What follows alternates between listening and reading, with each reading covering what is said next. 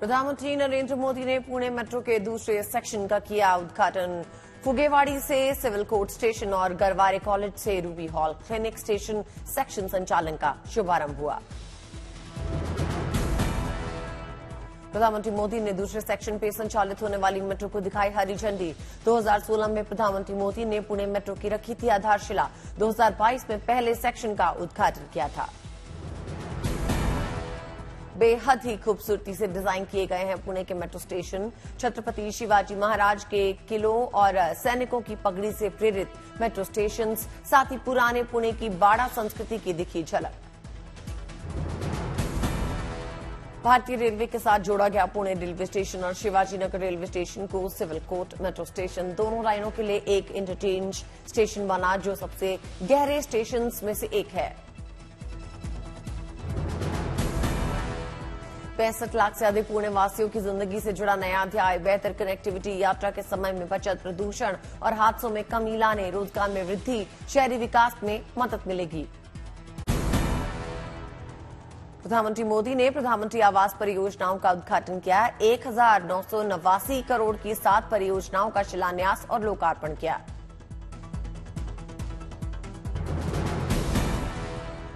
₹300 करोड़ की लागत से बना महाराष्ट्र का पहला सबसे बड़ा 14 मेगावाट क्षमता वेस्ट टू एनर्जी प्लांट का लोकार्पण। इससे उत्पन्न हुई बिजली बीसीएमसी के एसटीपी और वाटर ट्रीटमेंट प्लांट में इस्तेमाल होगी।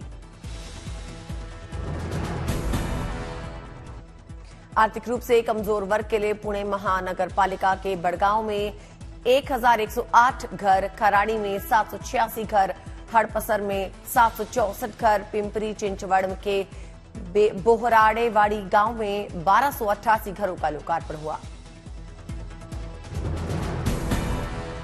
पीएमआरडीए के मोशी सेक्टर 12 में हाउसिंग फॉर ऑल के तहत 6452 घर और 83 दुकानों का शिलान्यास। सभी सुविधाओं से लैस गृह निर्माण। प्रधानमंत्री आवास योजना के तहत लाभार्थियों को मिला सपनों का घर। प्रधानमंत्री मोदी ने लाभार्थियों को सौंपी घरों की चाबी। पुणे के डगरू सेठ गणपति मंदिर में प्रधानमंत्री मोदी ने विधि विधान से पूजा अर्चना की, बप्पा का आशीर्वाद लिया। लोकमान्य तिलक राष्ट्रीय पुरस्कार से सम्मानित किए गए प्रधानमंत्री मोदी महाराष्ट्र के सीएम भी मंच में मौजूद रहे। मुख्य अतिथि के तौर पे शरीक हुए एनसीपी प्रमुख शरद पवार। प्रधानमंत्री मोदी ने लोकमान्य तिलक को नमन किया। कहा, सरदार साहब ने देश के सपूतों के सम्मान में पूरी अंग्रेजी हुकूमत को चुनौती दे दी थी। हम विदेशी आक्रांता का नाम हटाते हैं तो हल्ला होता है। पुणे वासियों के जीवन में हुए बदलाव पे बोले प्रधानमंत्री मोदी। कहा, हजारों परिवार को मिला उचित घर। लोगों के जीवन में सुधार लाने की दिशा में सरकार काम कर रही है। प्रधानमंत्री मोदी ने कर्नाटक और राजस्थान सरकार पर निशाना साधा। कहा, कर्नाटक सरकार मान रही है कि उनके पास बेंगलुरु या कर्नाटक के विकास के लिए पैसे नहीं है। यही हाल राजस्थान का भी है। मणिपुर में हो रही हिंसा को लेकर मंगलवार को भी सुप्रीम कोर्ट में सुनवाई हुई। सीजेआई ने इस दौरान हाईकोर्ट के पूर्व जजों को कमेटी बनाने की बात कही। हाईकोर्ट के पूर्व जजों को कमेटी मणिपुर जाकर राहत और पुनर्वास का जायजा लेगी। पीड़ितों के 162 और 164 के बयान दर्ज करने की तारीखों आदि का ब्यौरा लेगी। सीजेआई ने कहा कि हम ये भी देखेंगे कि सीबीआई को कौन कौन से मुकदमे एफआईआर जांच के लिए सौंपे जाएं। सरकार इस बात का हल सोचकर हमारे पास आए। मणिपुर हिंसा में एफआईआर में देरी पर केंद्र ने कहा कि मणिपुर में हालात बेहद खराब हैं। सुप्रीम कोर्ट ने पूछा, इसका मतलब हालात इतने खराब है कि वहां कानून भी नहीं था। मणिपुर मामले की अगली सुनवाई अब सोमवार 7 अगस्त को होनी तय हुई है। इस दौरान डीजीपी को हाजिर होना होगा। मणिपुर के मुद्दे पे हंगामे की भेंट चढ़ी सदन की कार्यवाही। कल 11 बजे तक के लिए लोकसभा की कार्यवाही स्थगित। विपक्ष अभी भी प्रधानमंत्री के बयान पर अड़ा। सरकार का जवाब, चर्चा से भाग रहा है विपक्ष। मणिपुर हिंसा पर लाए गए विपक्ष के अविश्वास प्रस्ताव पे सदन में बहस की तय तारीख हुई। 8 अगस्त से 10 अगस्त तक लोकसभा में बहस होगी। प्रधानमंत्री मोदी देंगे जवाब। कांग्रेस ने मध्य प्रदेश में प्रचार समिति का गठन किया। प्रचार समिति में कमलनाथ, दिग्विजय सिंह भी शामिल। कांग्रेस ने मध्य प्रदेश में चुनाव समिति की घोषणा की। कमलनाथ होंगे मध्य प्रदेश कांग्रेस चुनाव समिति के संयोजक। दिल्ली अध्यादेश बिल लोकसभा में पेश। अमित शाह ने कहा कि संविधान संसद को दिल्ली के लिए कानून बनाने की अनुमति देता है। बिल के खिलाफ जो बयान दिए जा रहे हैं वो सिर्फ राजनीतिक हैं। दिल्ली में अफसरों की पोस्टिंग ट्रांसफर पे नियंत्रण से जुड़ा है दिल्ली अध्यादेश बिल। 25 जुलाई को इस अध्यादेश को केंद्रीय कैबिनेट की मंजूरी मिली थी। दिल्ली अध्यादेश बिल का विपक्ष ने जमकर विरोध किया। शेम शेम के नारे लगाए। दिल्ली सेवा बिल पर लोकसभा में कल चर्चा होगी। कांग्रेस नेता अधीर रंजन चौधरी बोले, ये बिल संविधान का उल्लंघन है। सुप्रीम कोर्ट का फैसला बदलने की कोशिश है। केंद्र ने 19 मई को अधिकारियों की ट्रांसफर पोस्टिंग पर अध्यादेश जारी किया था। अध्यादेश में उसने सुप्रीम कोर्ट के 11 मई के उस फैसले को पलट दिया जिसमें ट्रांसफर पोस्टिंग का अधिकार दिल्ली सरकार को मिला था। उद्धव शिवसेना बनाम शिंदे शिवसेना मामला सुप्रीम कोर्ट में। नाम और चुनाव चिन्ह के मुद्दे पर जल्द सुनवाई से इंकार। शिवसेना उद्धव गुट ने लगाई है अर्जी। शिंदे गुट को असली शिवसेना की मान्यता देने के चुनाव आयोग के फैसले को चुनौती। बिहार के जातीय जनगणना के मामले पर आया फैसला। जारी रहेगी जातीय जनगणना। पटना हाईकोर्ट ने रोक की अर्जी खारिज की। बिहार में जातीय जनगणना 2 बार में हुई थी। सर्वे के खिलाफ दर्ज हुई थी कुल 8 PIL। राजकोट में ATS ने अलकायदा के और एक आतंकी नेटवर्क का भांडाफोड़ किया। 3 संदिग्ध आतंकी गिरफ्तार। कई महीनों से तीनों आतंकी राजकोट के सोनी बाजार में कर रहे थे काम। जयपुर में बीजेपी कार्यकर्ताओं का राजस्थान सरकार के खिलाफ घेराव। सैकड़ों की संख्या में कार्यकर्ता विरोध प्रदर्शन में मौजूद रहे। गहलोत सरकार के खिलाफ अभियान के तहत भारी संख्या में जुटे कार्यकर्ता। पुलिस ने की बीजेपी कार्यकर्ताओं पर पानी की बौछार। वाराणसी के विश्वनाथ मंदिर प्रवेश के लिए ड्रेस कोड लागू। राष्ट्रीय हिंदू दल ने मंदिर के व्यवस्थापक से मांग कर लगवाया नोटिस। भरतपुर में भिवानी हत्याकांड में पुलिस की जांच के दायरे में मोनू मानेसर। फरार 6 नामजद आरोपियों पे बढ़ेगी इनाम राशि।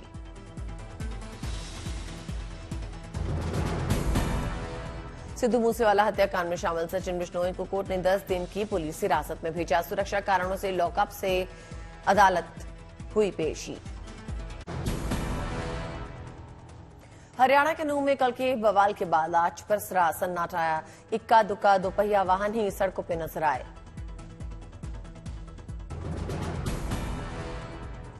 नूंह में आज सैनिक बलों की 20 कंपनियां तैनात। हालात नियंत्रण में। हरियाणा पुलिस ने शांति बनाए रखने की अपील की।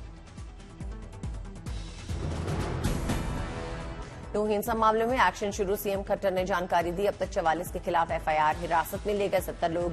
कुछ इलाकों में धारा 144 लागू।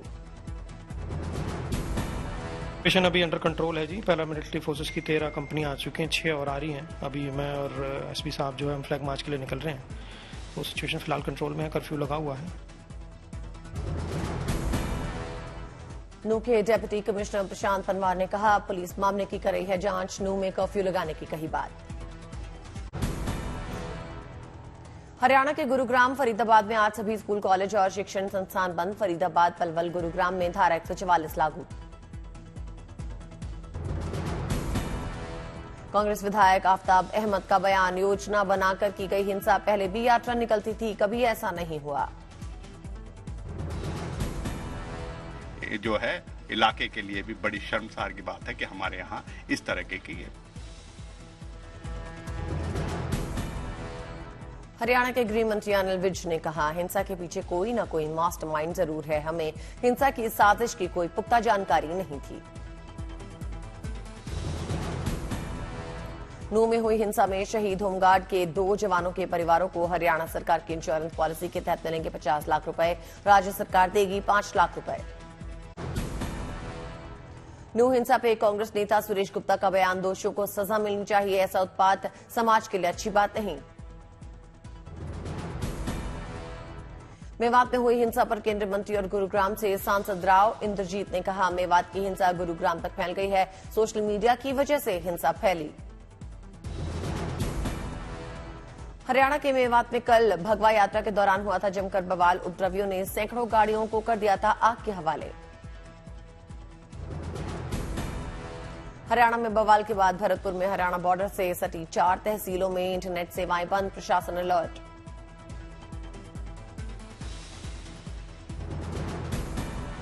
भोपाल में नर्सिंग छात्र छात्राओं ने एनएसयूआई मेडिकल विंग के नेतृत्व में जमकर प्रदर्शन किया। 3 सालों से परीक्षा नहीं लेने का विभाग पे आरोप लगाया। झारखंड के रामगढ़ में ग्रामीणों ने उठाया प्लेग्राउंड बनाने का बेड़ा, खुद से श्रमदान कर 6 एकड़ जमीन पे बना रहे हैं मैदान। केदारनाथ दर्शन के लिए पहुंची देव डोलियां, रुद्रेश्वर महादेव और बाबा बौखनाथ की डोलियों का केदारनाथ में भक्तों ने भव्य स्वागत किया। वडोदरा में 20 साल की वायलिन प्लेयर को केंद्रीय सरकार से मिला award, scholarship to young artist in different cultural field से सम्मानित किया गया।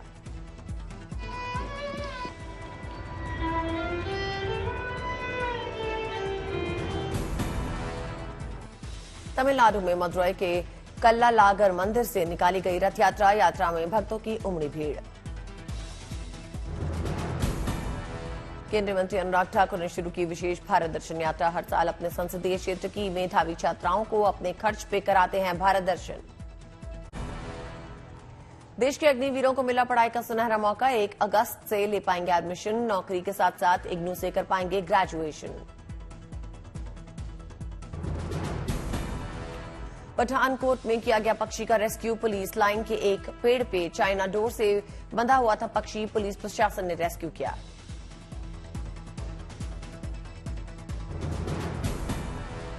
सीएम मानिक साहा ने त्रिपुरा को सौगात दी, अगरतला के आईजीएम हॉस्पिटल से किया नर्सिंग कॉलेज का उद्घाटन।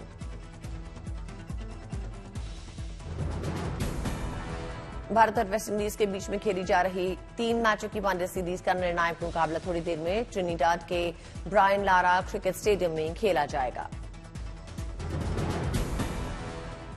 1-1 से बराबरी पे है भारत वेस्टइंडीज की सीरीज, आज के मैच में बारिश बन सकती है विलेन।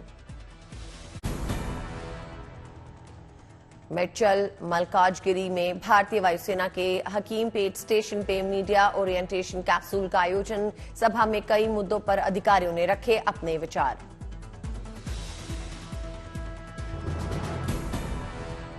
देवास में आयोजित जनसभा में सीएम शिवराज सिंह चौहान ने शिरकत की, सभा को संबोधित किया। रामेश्वरम में तमिलनाडु बीजेपी अध्यक्ष के अन्नामलाई का कार्यकर्ताओं ने भव्य स्वागत किया, कलाकारों ने पारंपरिक नृत्य किए। रोपड़ की रहने वाली 8 साल की सानवी ने बनाया वर्ल्ड रिकॉर्ड, माउंट एल्बर्स फतेह करने वाली बनी सबसे कम उम्र की पर्वतारोही।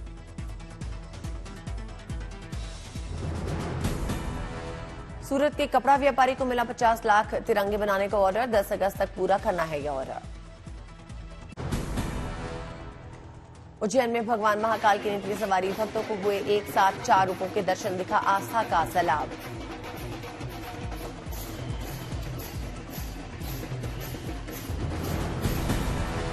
श्रद्धालुओं ने चंद्रमौलेश्वर, मनमहेश, शिव तांडव और उमा महेश रूप के दर्शन किए। डमरू और ढोल मंजीरे की थाप पे भक्ति में सराबोर दिखे भोले के भक्त। महाकालेश्वर मंदिर से बाबा महाकाल की सवारी शुरू हुई, 5 किलोमीटर लंबे सवारी मार्ग पर 3 घंटे तक भक्ति का उल्लास छाया रहा, उमड़ी श्रद्धालुओं की भीड़।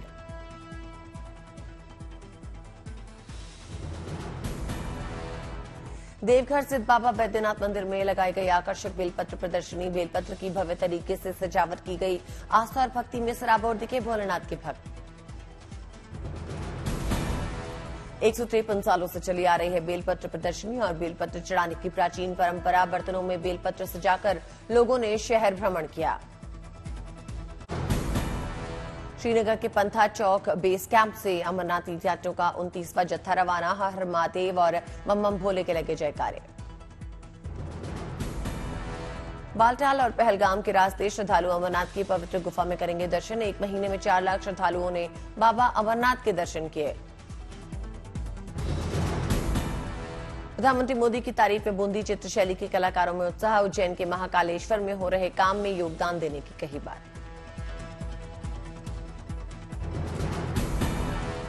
उज्जैन के महाकालेश्वर में की जा रही बूंदी शैली में चित्रकारी। बूंदी के तारागढ़ फोर्ट में आज भी संरक्षित है इस शैली के चित्र।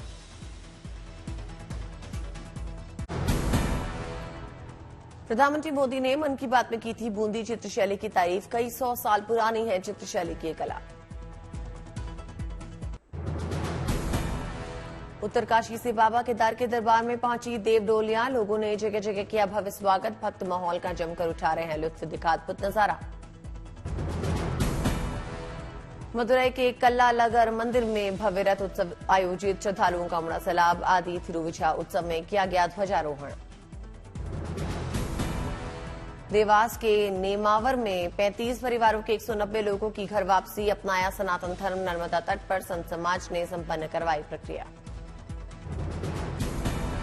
भारतीय पुरुष हॉकी टीम का चेन्नई एयरपोर्ट पे भव्य स्वागत। लोक कलाकारों ने लोक नृत्य से बांधा समा। 3 अगस्त से 12 अगस्त तक हीरो एशियन चैंपियंस ट्रॉफी का आयोजन। अटारी वाघा बॉर्डर पे पहुंची पाकिस्तानी हॉकी टीम। चेन्नई में 9 अगस्त को एशियन चैंपियंस ट्रॉफी में अपने चिर प्रतिद्वंदी भारत से भिड़ेगा पाकिस्तान। कश्मीर घाटी में शहतूत की खेती के साथ कोकून उत्पादन को बढ़ावा। रेशम कीट का किया जा रहा पालन। श्रीनगर के किसान और युवा सेरिकल्चर पे दे रहे हैं जोर। सिल्क फार्मिंग से हो रही है बंपर कमाई। लोगों को मिल रहा है रोजगार। रेशम कीट पालन से घाटी के युवा बन रहे हैं आत्मनिर्भर।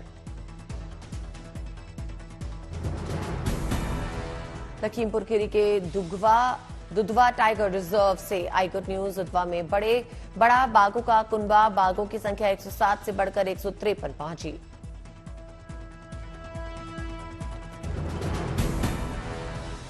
टाइगर रिजर्व की सूची में 5वें स्थान पर पहुंचा दुधवा। पीलीभीत टाइगर रिजर्व में भी बाघों की संख्या में इजाफा। 65 से बढ़कर 71 हुई बाघों की संख्या। दुनिया में सबसे ज्यादा बाघ भारत में। 50 सालों में 268 से बढ़कर 3167 हुई बाघों की संख्या। टॉप पे मध्य प्रदेश। 35 साल की सर्विस के बाद अजमेर की सरकारी स्कूल टीचर का ग्रैंड फेयरवेल। रिटायरमेंट यादगार बनाने के लिए पति ने रेंट पे मंगवाई luxury limousine car.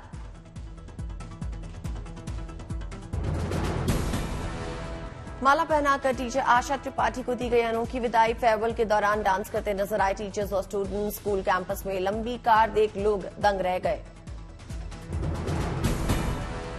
Mangaluru airport पे एविएशन सिक्योरिटी कल्चर वीक समारोह का आयोजन। एनडीआरएफ और एविएशन कर्मचारियों ने यात्रियों की सुरक्षा को लेकर किया मॉक ड्रिल।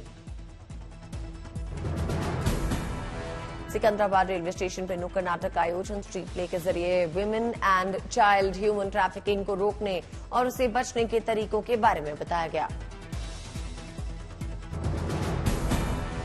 आत्म पुनर्विकास कॉन्सेप्ट का बड़ा चलन। मुंबई के मुलुंड इलाके में लोगों ने अपने आशियाने का खुद ही पुनर्विकास किया।